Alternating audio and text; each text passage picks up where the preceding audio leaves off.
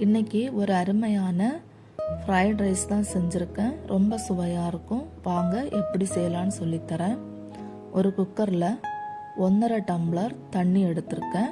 1 class பாசுமதிக்கு 1.5 tumbler கரெக்டாக இருக்கும். கொஞ்சம் இஞ்சி, கொஞ்சம் பட்டை, கொஞ்சம் பிரியாணி இலை, ஏற்கனவே அரை மணி நேரம் ஊற வச்சுருந்த பாசுமதி அரிசியை ஆட் பண்ணி 1/2 ஸ்பூன் நெய், ரைஸுக்கு தேவையான அளவு உப்பு ஆட் பண்ணி இதை கொஞ்சம் கிளறி விட்டுருங்க. விட்டுட்டு குக்கரை மூடி மீடியம் ஃப்ளேமில் ஒரு விசில் வேக வச்சு எடுத்துருங்க. கரெக்டாக இருக்கும்.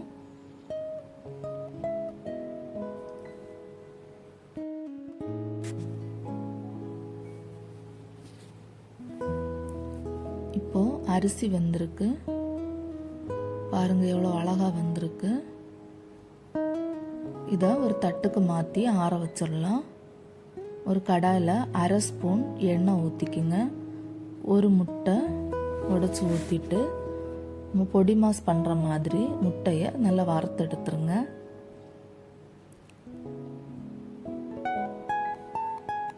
இந்த மாதிரி வறுத்தெடுத்ததுக்கப்புறம் வேறொரு பவுலுக்கு மாற்றிருங்க.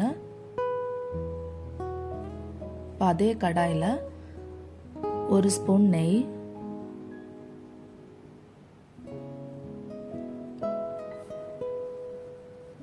1 ஸ்பூன் ரிஃபைண்ட் ஆயில், ஒரு பெரிய வெங்காயம் சின்ன சின்னதாக கட் பண்ணி சேர்த்துக்குங்க. வெங்காயத்தை கொஞ்சம் நல்லா வதக்கிக்கலாம்.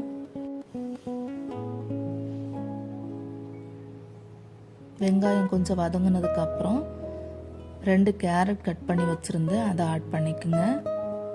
4 பீன்ஸ் கட் பண்ணி ஆட் பண்ணியிருக்கேன். இதை நல்லா வறுத்தெடுத்துடலாம். மீடியம் ஃப்ளேமில் வச்சு கொஞ்சம் நல்லா வதக்கிக்குங்க. மூடி வைக்க வேண்டாம்.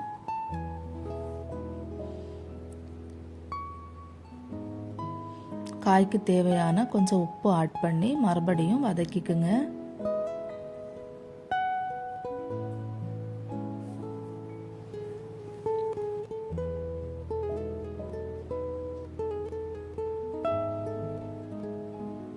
இப்போ காய் வதங்கிருச்சு.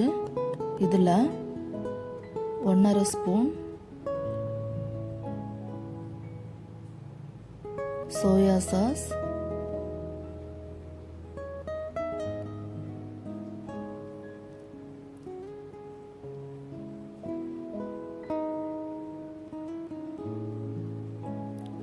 1.5 ஸ்பூன் டொமேட்டோ சாஸ்.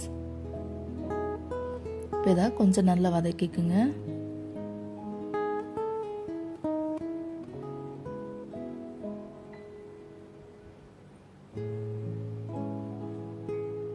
இதில் 1 ஸ்பூன் பெப்பர் ஆட் பண்ணிக்கிறேன்.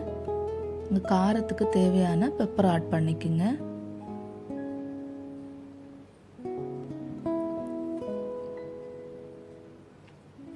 ஏற்கனவே நம்ம வதக்கி வச்சிருந்த முட்டையும் ஆட் பண்ணி நல்லா மிக்ஸ் பண்ணி விடுங்க.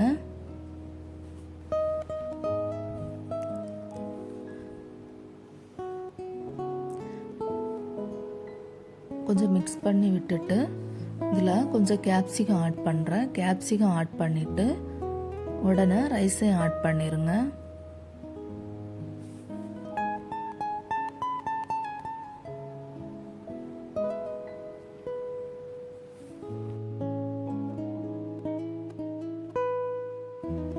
ரைஸ் ஆட் பண்ணி கொஞ்சம் கிளறி விட்டுட்டு 1 நிமிஷம் மீடியம் ஃப்ளேமில் மறுபடியும் குக் பண்ணுங்க.